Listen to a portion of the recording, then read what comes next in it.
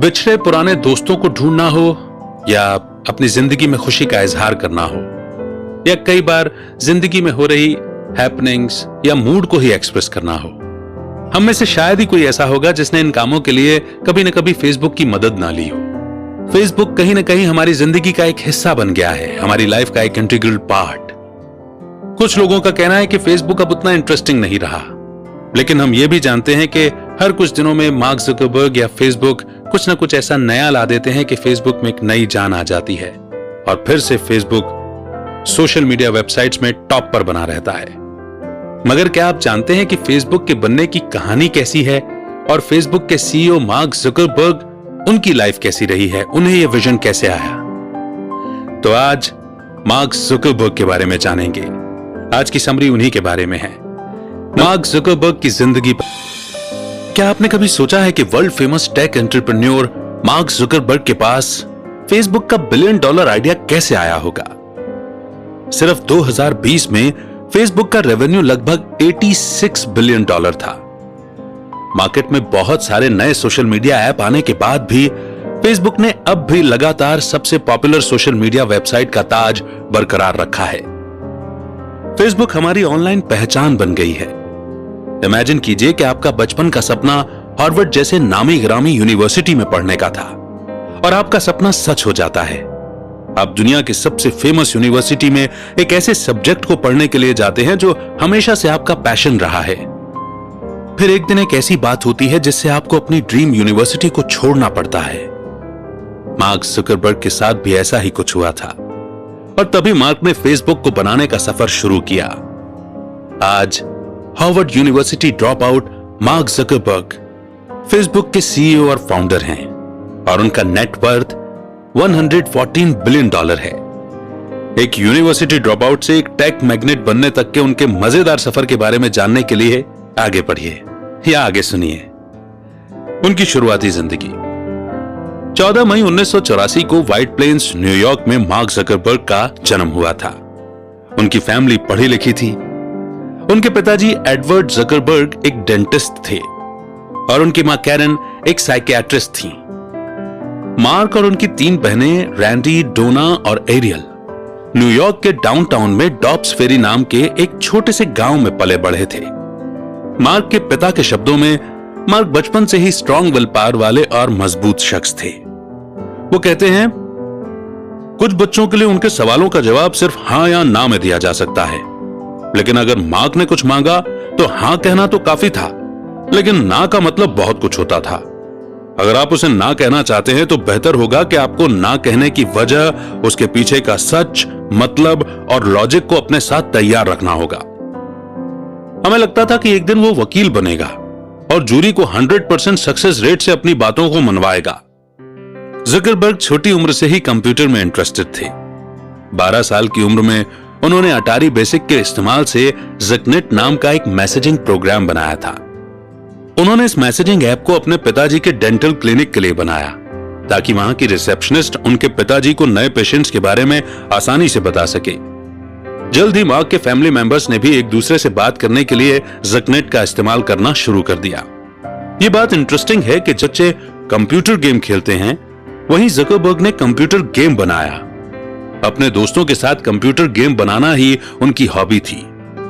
Zuckerberg के शुरुआती सालों से आप क्या सीख सकते हैं? दुनिया के सबसे कामयाब लोगों की तरह ज़करबर्ग ने अपने जुनून के दम पर एक बड़ा एम्पायर खड़ा किया। जिन हॉबीज में आपका इंटरेस्ट है उसे आगे ले जाने की जरूरत है और उसी पर काम करना चाहिए। अगर आपने अपनी जिंदगी के शुरुआत में एक जुनून पा लिया है तो आपको भी उस पर काम करना चाहिए और एक एक्सपर्ट बनने तक इसकी प्रैक्टिस करनी चाहिए। ज़करबर्ग एक ऐसी फैमिली में पले बड़े थे जो उनका सपोर्ट करती थी। उनके पेरेंट्स ने कंप्यूटर के लिए उनके जुनून को पहचाना और छोटी उम्र से ही उनकी इस लर्निंग में इन्वेस्ट किया। ज्यादातर पेरेंट्स ग्रेड के पीछे भागते हैं और शायद नहीं चाहते कि उनके बच्चे इतनी कम उम्र में एक्स्ट्रा करिकुलर एक्टिविटीज में बहुत ज्यादा पार्टिसिपेट करें। पर ज़करबर्ग के पेरेंट्स ने उन्हें कंप्यूटर प्रोग्रामिंग में आगे बढ़ने के लिए एनकरेज किया। हालांकि कई लोग सोचते थे कि वो किसी भी सॉफ्टवेयर प्रोग्राम बनाने के लिए बहुत छोटे हैं। आइए जानते हैं मार्क ज़करबर्ग की एजुकेशन के बारे में। जकरबर्ग के पेरेंट्स ने कंप्यूटर में उनके इंटरेस्ट को देखकर एक प्राइवेट कंप्यूटर ट्यूटर के तौर पर एक सॉफ्टवेयर डेवलपर डेविड न्यूमैन को काम पर रखा। डेविड मार्क को मेंटर करने और गाइड करने के लिए हफ्ते में एक बार उनके घर जाते थे। मार्क ने मर्सी कॉलेज में ग्रेजुएट लेवल के प्रोग्रामिंग कोर्स में एनरोलमेंट लिया था, जबकि तब तो वो सिर्फ हाई स्कूल स्टूडेंट ही थे। बाद में न्यू हैम्पशायर के एक जाने माने secondary school Phillips Exeter Academy join कर ली। स्कूल में उन्होंने तलवारबाजी का टैलेंट दिखाया और अपने स्कूल के टीम के कैप्टन बने। उन्होंने लिटरेचर की पढ़ाई की, जिसमें उन्होंने एक्सीलेंट परफॉर्मेंस दिखाया और क्लासिक्स में डिप्लोमा किया। लेकिन मार्क का कंप्यूटर में इंटरेस्ट बना रहा और नए प्रोग्राम बनाने पर जोर देते रहे। हाई स्कूल के दौरान उन्होंने अपने दोस्त एडम डी एंजेलो के साथ सिनेप्स नाम का एक MP3 प्लेयर डेवलप किया। यह यूनिक्स सॉफ्टवेयर मशीन लर्निंग के कॉन्सेप्ट का यूज करके किसी भी यूजर के द्वारा कंप्यूटर पर चलाए गए सभी गानों का ट्रैक रखता था। इससे यह पता कर सकते हैं कि यूजर को कैसा गाना पसंद आया, ताकि यूजर के पर्सनल प्रेफरेंस या चॉइस पर प्लेलिस्ट बनाई जा सके। AOL और माइक्रोसॉफ्ट जैसी टेक कंपनीज ने सिनेप्स को खरीदने में इंटरेस्ट दिखाया। उन्होंने टीनेजर मार्क को हायर करने की कोशिश भी की, लेकिन मार्क ने इस ऑफर को ठुकरा दिया क्योंकि वो आगे पढ़ना चाहते थे। Strong sense of self and mindfulness.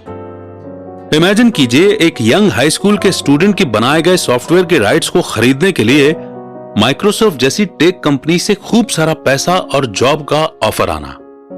कोई भी ऐसे मौके को नहीं गंवाता, लेकिन जकरबर्ग ने इन ऑफर्स को ठुकरा दिया क्योंकि उन्होंने आगे पढ़ाई करने का सोच रखा था। जॉब ऑफर को लेने का मतलब होता कि वो कॉन्ट्रैक्ट से बंद जाते और अपने सॉफ्टवेयर के कॉपीराइट्स भी खो देते। उन्होंने इसके फायदे और नुकसान के बारे में सोचकर ही कॉलेज जाने का फैसला किया, ताकि वो एक इंसान के तौर पर आगे बढ़ सके और प्रोग्रामिंग को भी आगे बढ़ा सके। ये दिखाता है कि वो खुद को अच्छी तरह से जानते थे।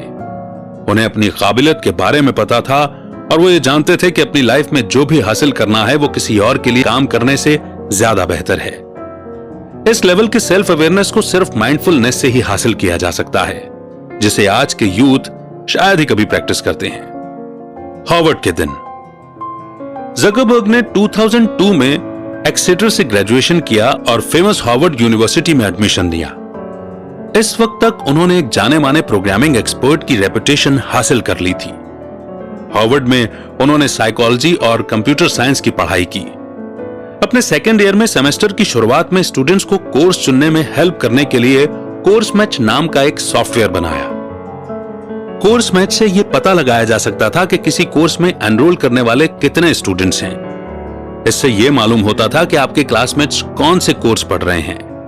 इस इंफॉर्मेशन से स्टूडेंट्स को यह तय करने में हेल्प मिलती थी कि कौन सा कोर्स लेना है और स्टडी ग्रुप कैसे बनाना है। हार्वर्ड में पढ़ाई के दौरान जकरबर्ग की बनाई गई एक दूसरी वेबसाइट फेसमैश बहुत पॉपुलर हुई। यह वेबसाइट कंट्रोवर्शियल थी, जिसकी वजह से ही फेसबुक की शुरुआत हुई थी। फेसमैश एक ऐसी वेबसाइट थी जिसमें यूजर्स को हार्वर्ड के मेल या फीमेल स्टूडेंट्स की दो फोटो दिखाई जाती थी, जिसमें से यूजर्स को वोट देना होता था कि उन दोनों में से कौन सा ज्यादा अट्रैक्टिव है। यूजर वोटिंग पर वेबसाइट ने सबसे हॉट स्टूडेंट्स की लिस्ट पोस्ट की। इसके लॉन्च होने के एक हफ्ते बाद ये वेबसाइट कैंपस में तेजी से वायरल हो गई। इस वेबसाइट पर भारी ट्रैफिक की वजह से हार्वर्ड का नेटवर्क क्रैश हो गया। जल्दी ही यूनिवर्सिटी ने साइट को ब्लॉक कर दिया, क्योंकि स्टूडेंट्स ने शिकायत की थी कि उनकी प्राइवेसी कॉम्प्रोमाइज हुई थी और उनके फोटोज को उनकी परमिशन के बिना ही फेसमैश पर डिस्प्ले किया गया। यूनिवर्सिटी के एडमिनिस्ट्रेटिव बोर्ड ने जकरबर्ग को स्टूडेंट की प्राइवेसी वायलेशन और कंप्यूटर सिक्योरिटी ब्रीचिंग का आरोप लगाया। उन्हें पब्लिकली माफी मांगनी पड़ी थी और उन्हें सख्त निगरानी में रखा गया। स्टूडेंट पेपर ने उनके वेबसाइट को गलत और औरतों के खिलाफ बताया। उनके पिछले कामों की वजह से यूनिवर्सिटी के 3 साथी दिव्य नरेंद्र और जुड़वा कैमरमैन और टायलर विंकलोविस को उनके साथ हार्वर्ड कनेक्शन नाम के एक सोशल नेटवर्किंग वेबसाइट पर काम करने के लिए कांटेक्ट किया गया। इस वेबसाइट का एम हार्वर्ड के स्टूडेंट्स के लिए एक डेटिंग साइट बनाना था, जहां वे दूसरे स्टूडेंट्स के फोटो और प्रोफाइल देख सकें। जकरबर्ग ने शुरू में उनके प्रोजेक्ट में उनकी हेल्प की, लेकिन जल्द ही फेसबुक के अपने आइडिया पर काम करने के लिए उन्होंने इस ग्रुप को छोड़ दिया। कामयाबी रातों रात नहीं मिलती। हालांकि ऐसा लग सकता है कि जकरबर्ग लकी थे कि उनका कैजुअल प्रोजेक्ट अब $1 अरब की कंपनी में बदल गया, लेकिन ऐसा नहीं है। सच तो यह है कि जकरबर्ग बहुत छोटी उम्र से ही इस दिन की तैयारी कर रहे थे। उन्होंने प्रोग्रामिंग प्रोजेक्ट्स पर काफी फोकस और मजबूती से काम करना जारी रखा। अपने टीनेज के दिनों में जब लोग पार्टियों में जाते तो जकरबर्ग ने प्रोग्रामिंग में ही अपना फोकस बना। उन्होंने साइकोलॉजी जैसे दूसरे सब्जेक्ट्स को भी पढ़ा, लेकिन वो कोडिंग, गेम और साइनएप्स, कोर्स मैच और फेस मैच जैसे सॉफ्टवेयर प्रोग्रामिंग की प्रैक्टिस करते रहे। फेसबुक का जन्म 19 साल की उम्र में जकरबर्ग ने अपने दोस्तों डस्टिन मॉस्कोविट्ज, क्रिस ह्यूज और एडवर्डो सेवरिन के साथ द फेसबुक नाम का एक कामयाब वेबसाइट बनाया। इस वेबसाइट पर यूजर्स ने अपने प्रोफाइल बनाए, फोटो अपलोड किया और दूसरे यूजर्स के साथ चैट किया। उन दिनों फेसबुक सिर्फ हार्वर्ड के स्टूडेंट्स के लिए अवेलेबल था। जकरबर्ग और उनके दोस्तों ने जून 2004 तक हार्वर्ड यूनिवर्सिटी में अपनी डॉर्मेट्री से फेसबुक पर काम किया। जकरबर्ग ने फेसबुक के वायरल असर को तब पहचाना जब हार्वर्ड में आधे अंडर ग्रेजुएट्स ने इसके लॉन्च के पहले महीने के अंदर वेबसाइट पर रजिस्ट्रेशन किया। जल्द ही जकरबर्ग ने अपने शानदार आइडिया पर फुल टाइम करने के लिए कॉलेज छोड़ दिया और कैलिफोर्निया के पालो ऑल्टो में अपनी कंपनी का हेडक्वार्टर बनाया। फेसबुक यूजर्स तेजी से बढ़े और 2004 के आखिर तक फेसबुक पर 10 लाख यूजर्स रजिस्टर हो चुके थे। जकरबर्ग ने दूसरे आईवी लीग स्टूडेंट्स के लिए रजिस्ट्रेशन खोला और अगले ही साल एक venture capital firm Accel Partners ने इस बढ़ते नेटवर्क में $12.7 मिलियन का इन्वेस्टमेंट किया, जिससे फेसबुक को बहुत बढ़ावा मिला। शुरुआत में हार्वर्ड के स्टूडेंट्स के लिए खासकर बनाया गया फेसबुक जल्दी ही कैंपस से बाहर फैल गया। कुछ ही टाइम में दूसरे कॉलेजों, हाई स्कूल और इंटरनेशनल स्कूलों के स्टूडेंट्स को फेसबुक पर रजिस्ट्रेशन करने की परमिशन दी गई। 2005 के मई के आखिर तक रजिस्टर्ड यूजर्स के नंबर को 5.5 मिलियन तक बढ़ा दिया गया। बहुत सी कंपनियों ने इस पावरफुल वेबसाइट में अपने एड्स दिखाने में इंटरेस्ट दिखाया। याहू जैसी बड़ी कंपनीज और MTV नेटवर्क्स ने जकरबर्ग को बहुत सारा पैसा ऑफर किया, लेकिन वो इसे बेचना नहीं चाहते थे और वेबसाइट को एक्सपेंड पर फोकस करना चाहते थे। इसलिए मार्क ने सबके ऑफर ठुकरा दिए। उन्होंने अपनी कंपनी को डेवलपर्स के लिए खोल दिया, जिन्होंने साइट के फीचर्स को बढ़ाने का काम किया। फेसबुक इतनी जल्दी आगे बढ़ा जो बहुत ही हैरान कर देता है। 2006 के आखिर तक इसके 12 मिलियन यूजर्स थे और 2009 के आखिर तक आते आते फेसबुक यूजर्स की पॉपुलेशन 350 मिलियन हो गई थी। फेसबुक को 18 मई 2012 को पब्लिश किया गया। पब्लिक होने का मतलब है कि एक प्राइवेट कंपनी का इनिशियल पब्लिक ऑफर देकर पब्लिक में ट्रेड करने और ओनरशिप वाला बिजनेस बनना। पब्लिक होने के पीछे बिजनेस को बढ़ाने के लिए कैपिटल जुटाना था। फेसबुक के आईपीओ ने $16 बिलियन का एक बहुत बड़ा अमाउंट जुटाया, जो कि टेक इंडस्ट्री की हिस्ट्री में सबसे बड़ा आईपीओ था। इसकी वजह से जकरबर्ग ने रातों रात दुनिया के 29वें सबसे अमीर शख्स का दर्जा हासिल कर लिया। अगले ही दिन जकरबर्ग और उनकी यूनिवर्सिटी से उनकी गर्लफ्रेंड रही प्रिसिला चैन ने अचानक शादी कर ली। इन्होंने मेहमानों को बताया कि वे सिर्फ प्रिसिला के मेडिकल स्कूल से ग्रेजुएशन होने का सेलिब्रेशन करेंगे, लेकिन उन्होंने सबको हैरान कर दिया जब उन्होंने उस छोटे से फंक्शन में अपने दोस्तों और फैमिली के सामने शादी कर ली। बड़े सपने देखिए और लॉन्ग टर्म गोल्स बनाइए। मार्क जकरबर्ग को फेसबुक बेचने के लिए बहुत सारे पैसों का ऑफर दिया गया, लेकिन वो खुद की बनाई इस कंपनी के साथ खड़े रहे और इसे बेचने से इनकार कर दिया। उन्हें रातों रात जल्दी पैसा कमाने में कोई इंटरेस्ट नहीं था और उनके दिमाग में बड़े गोल्स थे, टर्म फायदा देते।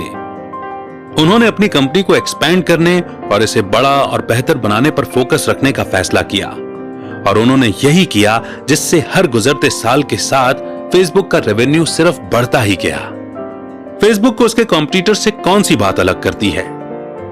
इस वेबसाइट की खास बात यह थी कि इसमें यूजर्स को अपनी असली पहचान और ऑथेंटिक ईमेल देना जरूरी था, ताकि यह पक्का हो सके कि किसी ने नकली आईडी नहीं बनाई है।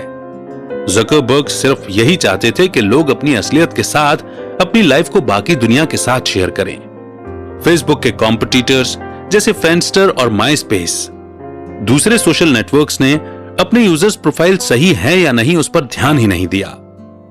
यूजर्स की आइडेंटिटी क्रिएटिव और मजेदार हो सकती है, लेकिन फेसबुक इस मायने में अलग था कि यूजर्स को अपनी असली पहचान और बैकग्राउंड शेयर करना जरूरी था। जुकरबर्ग ने कहा कि हम दुनिया में मौजूद सभी चीजों को मैप करने की कोशिश कर रहे हैं और कहते हैं कि दुनिया में भरोसा जिंदा है। मुझे लगता है कि इंसान के तौर पर हम अपनी दुनिया को आसपास के लोगों और रिश्तों के दम पर बांटकर देखने की कोशिश करते हैं। इसीलिए हम सभी लोगों की मैपिंग कर रहे हैं जो रिश्तों में भरोसा करते हैं, जिसे आप बोलचाल की भाषा में अक्सर दोस्ती का नाम देते हैं।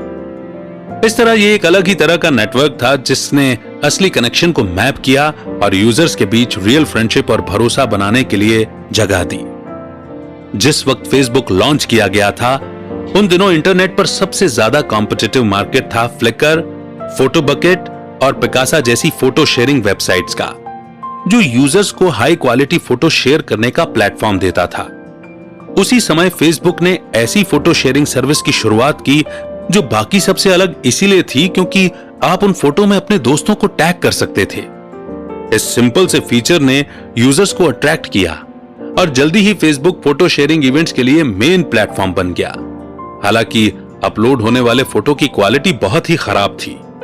5 सालों में फेसबुक के पास अपने यूजर्स के 15 बिलियन से ज्यादा फोटोज हो गए थे। यूजर्स ने रोज 100 मिलियन फोटो अपलोड की थी। ये जकरबर्ग और उनके डेवलपर्स के ग्रुप के काम करने का तरीका है, जो एक नए मार्केट में एंट्री करने के बाद उसमें एक सोशल पहलू जोड़कर बाकी सबसे आगे बढ़ जाते हैं। एक पॉइंट पर फेसबुक गेम्स भी मार्केट में आ गए थे। ज़ेंगा नाम की एक कंपनी ने फेसबुक के लिए सिंपल गेम्स बनाए जो मार्केट की दूसरी कंपनीज के गेम से बहुत ही बेसिक थे। फार्मविले और माफिया वॉर्स जैसे फेसबुक गेम्स की खास बात यह थी कि वो सोशल थे। आप दोस्तों के साथ इन गेम्स को खेल सकते हैं और स्कोर को कंपेयर कर सकते हैं। इससे यूजर्स के लिए यह और ज्यादा अट्रैक्टिव बन गया था। 2010 में माफिया वॉर्स में 19 मिलियन प्लेयर बने और फार्मविले के 54 मिलियन प्लेयर थे। इन्वेस्टर्स ने मार्केट में मिलने वाले एक्सपर्ट गेम इनोवेटर्स के कंपैरिजन में फेसबुक गेम को ज्यादा इंपॉर्टेंस दी। हालांकि ये इनोवेटर्स हाई क्वालिटी गेम्स बना रहे थे। स्कैंडल और लीगल मुद्दे। अपनी कामयाबी की ऊंचाई पर 2006 में मार्क को कानूनी प्रॉब्लम का सामना करना पड़ा था। हार्वर्ड कनेक्शन के लोगों ने जकरबर्ग पर उनके आइडिया को चुराने का आरोप लगाया और लॉस की भरपाई के लिए उन पर मुकदमा चलाया। जकरबर्ग ने कहा कि दोनों वेबसाइट कई सारे मायनों में अलग हैं। मुकदमे के दौरान कुछ कंट्रोवर्शियल मैसेजेस सामने आए थे जो कि यह साबित करता था कि जकरबर्ग ने दोनों साइट्स के बीच एक जैसी कॉमन बातें देखी होंगी और इसीलिए हार्वर्ड कनेक्शन के डेवलपमेंट में जानबूझकर देरी की ताकि पहले खुद के प्रोडक्ट को लॉन्च कर सके। द न्यू यॉर्कर के साथ अपने एक इंटरव्यू में जकरबर्ग ने लीक हुए मैसेज पर अफसोस जताया और कहा कि वो इस घटना के बाद से एक इंसान के तौर पर काफी मैच्योर हुए हैं। ओरिजिनली इसमें 65 मिलियन का सेटलमेंट तय किया गया, लेकिन यह कानूनी लड़ाई कई सालों तक चलती रही। उनके साथ कैम्ब्रिज एनालिटिका स्कैंडल भी हुआ। यह तब हुआ जब लाखों फेसबुक यूजर्स के पर्सनल डेटा को कैम्ब्रिज एनालिटिका नाम के कंसल्टेंसी फर्म ने बिना यूजर्स के परमिशन के इस्तेमाल किया। इस फर्म ने पॉलिटिकल एडवर्टाइजिंग के लिए डेटा का इस्तेमाल किया था। उन्होंने एक ऐप को यूज करके यूजर से सर्वे करवाया और डेटा कलेक्ट किया। यह सर्वे साइकोलॉजिकल प्रोफाइल तैयार करने के लिए था और यूजर से फेसबुक के ओपन ग्राफ प्लेटफॉर्म का इस्तेमाल करके पर्सनल इंफॉर्मेशन कलेक्ट करवाई गई। कैम्ब्रिज एनालिटिका ने लगभग 87 मिलियन फेसबुक प्रोफाइल का डेटा जमा किया। डेटा का यूज डोनाल्ड ट्रंप और टेड क्रूज के 2016 के प्रेसिडेंट इलेक्शन कैंपेन में हेल्प के लिए किया गया था। इस स्कैंडल ने फेसबुक पर इन्वेस्टर्स के भरोसे को हिला दिया था, जिससे न्यूज वायरल होने के बाद फेसबुक के शेयर 15% नीचे गिर गए। कुछ दिनों की चुप्पी के बाद जकरबर्ग ने अलग अलग प्लेटफॉर्म पर माफी मांगी और बताया कि उनकी कंपनी किसी भी थर्ड पार्टी डेवलपर को यूजर्स के इंफॉर्मेशन का लिमिटेड एक्सेस ही देगी। अमेरिका के सीनेट जुडिशरी कमेटी ने डेटा ब्रीच और जनरल डेटा प्राइवेसी पर विटनेस बुलाए। इस दौरान कैम्ब्रिज एनालिटिका में फेसबुक के रोल और सोशल मीडिया पर प्राइवेसी ब्रीच पर भी एक हियरिंग रखी गई। जकरबर्ग ने कमेटी के सामने पेश होकर अपनी गलती मानी और कहा कि फेसबुक को गलत एक्टिविटी के लिए यूज होने से बचाने के लिए वे और ज्यादा काम कर सकते थे। ये फेक न्यूज इलेक्शन में किसी भी तरह का फॉरेन इंटरफेरेंस और गलत भाषा के लिए भी अप्लाई होना चाहिए। पर्सनल डेटा के गलत इस्तेमाल के लिए जकरबर्ग ने पब्लिकली माफी मांगी और कहा, यह मेरी गलती है और मुझे इसका अफसोस है। मैंने फेसबुक शुरू किया और मैं ही इसे चलाता हूं और उसमें जो भी होता है उसके लिए मैं ही जिम्मेदार हूं। फेसबुक की कामयाबी के बाद जकरबर्ग को पब्लिक स्कैंडल और खास तौर से यूजर्स इंफॉर्मेशन की प्राइवेसी के मुद्दे पर मुश्किलों का सामना करना पड़ा है। उन्हें कई सारी कानूनी लड़ाइयों का भी सामना करना पड़ा है। तो जिस तरह से मार्क ने इनका सामना किया, उससे हम क्या सीखते हैं? अपनी गलतियों से सीखिए और अपने काम की जिम्मेदारी लीजिए। जकरबर्ग क्रिटिक्स का जवाब बखूबी देते हैं और एक वेबसाइट की एक क्लीन इमेज बनाए रखने के लिए फेसबुक को बेहतर बनाने पर काम करते हैं। आज फेसबुक कहता है, हमारा बिजनेस भरोसे पर ही टिका है और काफी रिसोर्सेस का इस्तेमाल यूजर्स के भरोसे को बरकरार रखने के लिए किया जाता है। इसके प्रोग्राम्स डिजाइन किए गए जिससे यूजर की प्राइवेसी को बचाया जा सके और यूजर डेटा को सिक्योर किया जा सके। 2018 की शुरुआत में जकरबर्ग ने अनाउंस किया कि इस साल उनका पर्सनल गोल है फेसबुक यूजर्स की सेफ्टी और उनके डेटा का किसी भी तरह का गलत इस्तेमाल और किसी भी देश या स्टेट का इंटरफेरेंस रोकना। उन्होंने अपने फेसबुक पेज पर लिखा, हम सभी गलतियों या मिसयूज को नहीं रोकेंगे, लेकिन अभी पॉलिसीज को इंप्लीमेंट करने और अपने टूल्स के गलत इस्तेमाल को रोकने में बहुत ज्यादा गलतियां करते हैं। उन्होंने एक्सप्लेन किया, अगर हम इस साल कामयाब रहे तो हम 2018 को एक बेहतर ढंग से पार कर सकेंगे। फेसबुक ने अपने कंपटीशन को कैसे हराया? फेसबुक एम्पायर का एक्सपेंशन। फ्रेंडस्टर और माइस्पेस जैसी कुछ सोशल नेटवर्किंग साइट्स थीं जो फेसबुक के आने से पहले पॉपुलर थीं और हर कोई सोचता था कि क्या फेसबुक की पॉपुलैरिटी भी उनकी तरह ही खत्म हो जाएगी। फेसबुक से पहले किसी भी सोशल नेटवर्किंग वेबसाइट ने इस तरह लंबे वक्त तक पॉपुलर रहने का पार नहीं दिखाया था। कुछ वेबसाइट्स कुछ टाइम के लिए तब तक चलती हैं जब तक कि कोई दूसरा नया वेबसाइट इनके बदले मार्केट में नहीं आ जाता। जब ट्विटर और इंस्टाग्राम जैसे नए प्लेयर्स आए तो फेसबुक ने खुद को कैसे बचाया? फेसबुक अभी भी यहां नहीं होता अगर उसका ट्रैक रिकॉर्ड नहीं दिखता कि वो लेटेस्ट ट्रेंड्स के हिसाब से अप टू डेट रहता है और यूजर के डिमांड को पूरा करने के लिए नए नए इनोवेशन करता है। दूसरे कई फैक्टर्स में सबसे जरूरी बात जिसने फेसबुक को इस गेम में सबसे ऊपर रखा वो था कंपनी का एक्सपेंशन। खुली जानकारी के हिसाब से फेसबुक ने अपने शुरुआत के बाद से 22 अरब 65 करोड़ 10 लाख डॉलर का एक्विजिशन किया है। यानी जकरबर्ग ने उन कंपनियों को अपने साथ मिलाना शुरू किया जो फेसबुक के बढ़ते इंफ्रास्ट्रक्चर में काम आ सकती थी और वेबसाइट को बेहतर बनाने और उसके फीचर्स को बढ़ाने में हेल्प कर सकती थी। एग्जाम्पल के लिए अपने शुरुआती सालों में फेसबुक ने फ्रेंड फीड को अपने साथ मिलाया। फ्रेंड फीड बहुत पॉपुलर ऐप नहीं था, लेकिन ये वो ऐप था जिससे जकरबर्ग को लाइक बटन और न्यूज फीड की टेक्निक मिली थी, जो आज तक फेसबुक का एक इंपॉर्टेंट फीचर है। इसके अलावा उन्होंने गूगल के पुराने एम्प्लॉयज की एक बहुत ही एक्सपर्ट टीम का एक्विजिशन किया, जिन्होंने एडसेंस और जीमेल के पुराने वर्जन को बनाया था। इसी तरह 2010 में फेसबुक ने एक टैलेंटेड आईटी टीम को सिर्फ अपने साथ मिलाने के लिए चाय लैब्स नाम के एक और छोटी कंपनी खरीदी थी, जिसमें गोकुल राजाराम शामिल थे, जिन्हें गूगल एडसेंस के गॉडफादर के तौर पर जाना जाता है। इसने फेसबुक के एडवर्टाइजिंग रेवेन्यू स्ट्रक्चर को स्पीड दी, जिससे कंपनी को हर साल अरबों डॉलर मिलते हैं। फेसबुक ने अकेले 2020 में एडवर्टाइजिंग से 86 बिलियन अमेरिकी डॉलर कमाए। 2012 में फेसबुक ने अपने सबसे बड़े कॉम्पिटिटर इंस्टाग्राम को 1 अरब डॉलर में खरीदकर उसे पछाड़ा। कभी फेसबुक का मेन कॉम्पिटिटर रहा इंस्टाग्राम अब फेसबुक की ही सबसे बड़ी एसेट्स में से एक है। उसके बाद उन्होंने face.com को अपने साथ मिलाया। इससे जब भी एक यूजर फोटो को टैग करता जो फेशियल रिकॉग्निशन पर बनाया गया था, तब फेसबुक यूजर के फ्रेंड्स का अंदाजा लगा लेता था। यह सोशल मीडिया नेटवर्क के लिए एक बड़ी बात थी। यहां सीखने के लिए एक जरूरी मैसेज है, इनोवेशन और एक्सपेंशन। फेसबुक ने बेस्ट सोशल नेटवर्किंग साइट का स्टेटस बरकरार रखा क्योंकि जकरबर्ग ने टैलेंट और ग्रोथ पर अपनी पकड़ बनाकर रखी। जकरबर्ग अपनी वेबसाइट को बेहतर बनाने की कोशिश करते रहते हैं और यूजर्स की प्रेफरेंस पर अपनी वेबसाइट्स में लेटेस्ट टेक्निक और फीचर्स देते रहते हैं। उन्होंने ऐसी वेबसाइट्स और टेक्निक खरीदी जो फेसबुक को टक्कर दे सकती थी और फेसबुक को और भी बेहतर बनाया। फेसबुक की कामयाबी के पीछे खास वजह है ज़ुकरबर्ग की लगातार कोशिशें, जिससे वेबसाइट पर नए इनोवेशन और इंप्रूवमेंट होते रहे। साथ ही ये सिंपल और इजी टू यूज भी हैं।